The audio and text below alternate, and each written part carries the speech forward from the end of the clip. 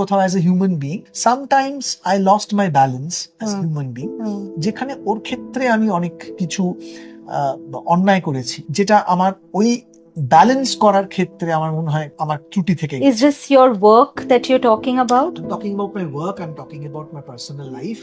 আমি বড় খুব ডিসিপ্লিন মানুষ, হুম, সেটা হুম, নয়, কিন্তু আমার জীবনে হয়তো নিশ্চয়ই এমন কিছু ঘটনা আছে হুম, বা এমন কিছু ভুল আছে, ভ্রান্তি আছে, হুম, যেগুলোর মধ্যে ব্যালেন্সিং এর অভাবটা ছিল, হুম।